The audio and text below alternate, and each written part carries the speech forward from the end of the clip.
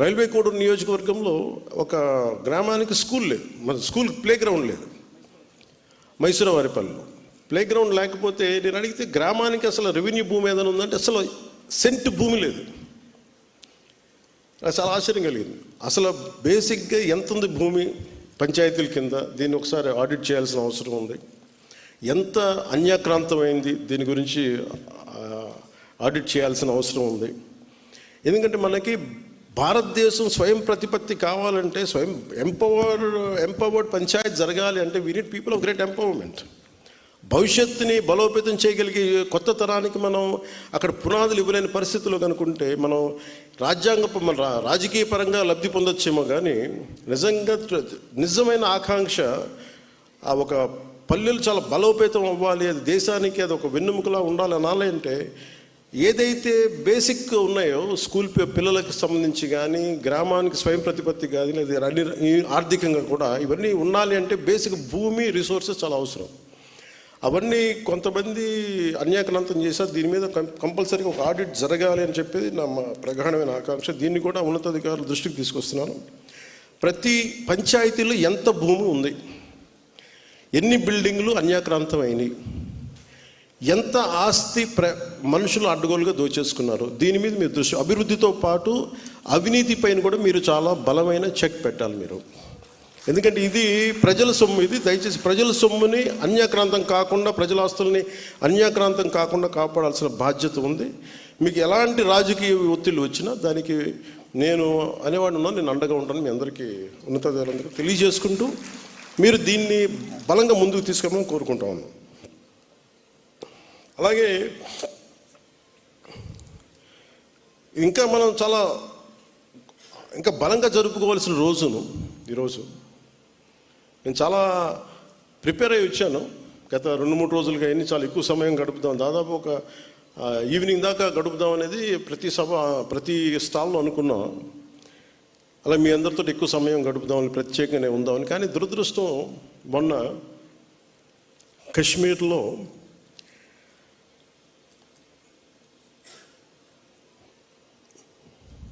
ప్రత్యేకించి టార్గెట్ చేసి మరి దాదాపు 30 మందిని చంపేయటం, చాలామంది క్షతగాత్రులు అవ్వటం, నా మనసుని చాలా కలిసి సగటు భారతీయుడిగా, నథింగ్ టు డూ విత్ దీని పాలిటిక్స్ సంబంధం లేదు. అది ఒక ఉగ్రవాది తోటా పేలితే కన్నీళ్ళు భారతదేశం నలుమూల వస్తాయనడానికి మన రాష్ట్రం కూడా నిదర్శనం. ఎక్కడో వైజాగ్లో ఒక రిటైర్డ్ బ్యాంక్ ఎంప్లాయ్ ఆయన ప్రాణాలు కోల్పోయాడు. ఎక్కడో కావల్లో ఒక యువకుడు చనిపోయాడు.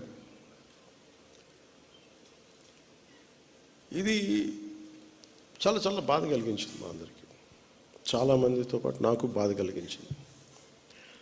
అంటే గ్రామాలు should be a part of national integration. Panchayat should become a part of national integration. కశ్మీర్లో కావచ్చు, ఇంకో చోట కావచ్చు, ఎలాంటి జరిగినా గ్రామాల్లో ఉండేవాళ్ళు మాకెందుకు, మా సంబంధం లేదనుకుంటారు. గ్రామాలు రాజకీయాలకు కావచ్చు, పొలిటికల్ పార్టీస్కి కావచ్చు, కులాలకు కావచ్చు, వర్గాలకు కావచ్చు, దానికి ఫౌండేషన్ కింద కాకుండా జాతీయ సమగ్రతకి పట్టుకొమ్మల వాళ్ళు పంచాయతీలు. అంటే ఇది మీకు ఎక్కడ ఏమైనా, ఎందుకంటే ప్రతి గ్రామం నుంచి ఎక్కడో చోట వస్తారు. ఎక్కడో శ్రీకాకుళంలో అత్యధికంగా ఉన్న ఒక పంచాయతీ నుంచిలో అత్యధికంగా సోల్జర్స్ వెళ్తారు అక్కడి నుంచి, ఒక పంచాయతీ నుంచి ప్రత్యేకించి.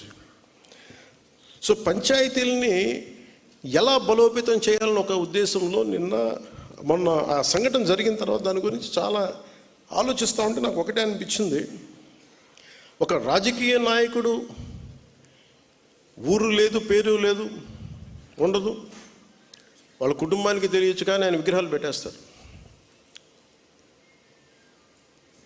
ఏదన్నా విగ్రహాలు పోతే గోల చేసేస్తారు. కానీ ఏ దేశం అయితే మనకు ఆధారం ఇచ్చిందో, ఏ దేశం అయితే నీకు భారతీయుడని ఉనికి ఇచ్చిందో, ఆ భారతదేశాన్ని స్మరించుకునే ఒక ఏ చిహ్నం లేదు, ఎలాంటి చిహ్నం ఉండదు, గుర్తుండదు.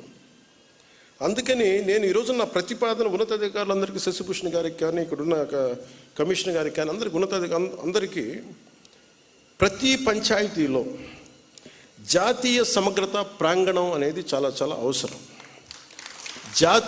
దాంట్లో జాతీయ సమగ్రత స్తూపం,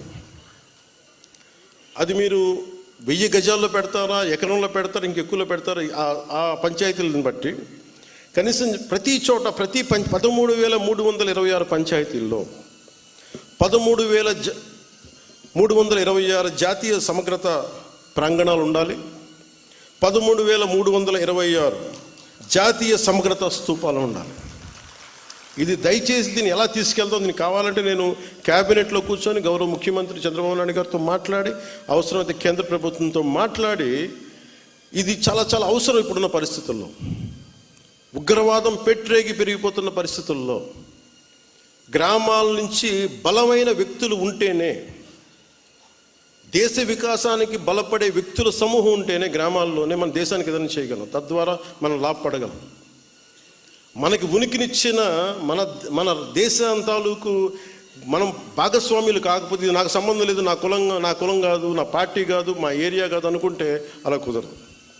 అందుకని దీనిని సమగ్రతని పెంచే, జాతీయ సమగ్రతని పెంచే ఈ జాతీయ సమగ్రత ప్రాంగణాలకి దయచేసి మీరు ఒక ప్రణాళిక తీసుకెళ్ళవలసిందిగా మనస్ఫూర్తిగా నేను మీ అందరికీ తెలియజేస్తాను. ఇక మీతో ఎక్కువ సమయం గడపాలనుకుంటా ఉన్నాను, కానీ నాకున్న ఒక 2 నిన్న కాశ్మీర్లో చనిపోయిన వ్యక్తుల్లో మన ఆంధ్రప్రదేశ్ చెందిన వాళ్ళు 2 ఉన్నారు. ఈ బాధ్యతలు నేను కూడా వెళ్ళి వారి క్రిమేషన్లో, వారికి దహన కార్యక్రమాల్లో పాల్గొనాలని నిర్ణయించబడింది. అందువల్ల దానికి బయలుదేరుతున్నాను, లేదంటే మీతోటి మీ అందరి గురించి ఉండేవాడిని ఎక్కువసేపు. కాకపోతే నాకు ఇంకా ఏ ఫ్లైట్ ఏం లేదు ఎక్కడికి వెళ్ళడానికి, దారిలోనే వెళ్ళాలి 200 కిలోమీటర్లు ఇక్కడి నుంచి. అందుకని ఇప్పుడు వెళ్తే కనీసం 3:30 కల్లా చేరుకుంటానని ఆశాభావంతో నేను ముందుకు వెళ్ళాల్సి వస్తుంది. అలాగే వైజాగ్లో ఎవరైతే చంపబడ్డారో ఉగ్రవాదుల దాడిలో, వారి క్రిమేషన్ కూడా వెళ్ళాలని నిర్ణయించడం అయింది.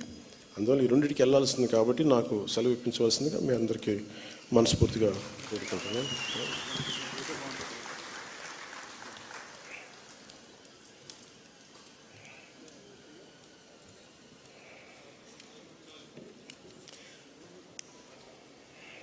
అంటే రాష్ట్ర వ్యాప్తంగా సర్పంచ్లు ఎదుర్కొంటున్న పలు సమస్యల్ని పాపారావు గారు దృష్టికి తీసుకొచ్చారు. ఆంధ్రప్రదేశ్ గత ప్రభుత్వం 5వ ఆర్థిక సంఘాన్ని ఏర్పాటు చేసి రాష్ట్రంలో గ్రామ పంచాయతీ 4 సంవత్సరాలుగా రావాల్సిన నిధులని బదిలీ చేయాల్సిన, మరి అసెంబ్లీలో మా బిల్లు పెట్టి గ్రామ పంచాయతీలకు రావాల్సిన వాటాన్ని బదిలీ చేయాలని విజ్ఞప్తి చేస్తున్నారు. కూటమి ప్రభుత్వం నుండి ఎన్నికల మేనిఫెస్టో ఇచ్చిన భాగంగా రాష్ట్ర వ్యాప్తంగా సర్పంచుల గౌరవ వేతనాన్ని 3,000 నుండి 15,000కి పెంచాలని ప్రార్థిస్తున్నారు అని రిక్వెస్ట్ చేస్తూ ఉన్నారు. అలాగే వెంకటేశ్వర గారి దర్శనం కూడా ఉంది. ఈ 3టిని మేము ఖచ్చితంగా పరిశీలిస్తాం. ఇది నేను ముఖ్యమంత్రి గారి దృష్టికి తీసుకెళ్తాను, క్యాబినెట్ దృష్టికి తీసుకెళ్తాను తెలియజేసుకుంటూ, మీ అందరికీ కూడా మనస్ఫూర్తిగా నా ధన్యవాదాలు తెలియజేసుకుంటూ సెలవు తీసుకున్నాను.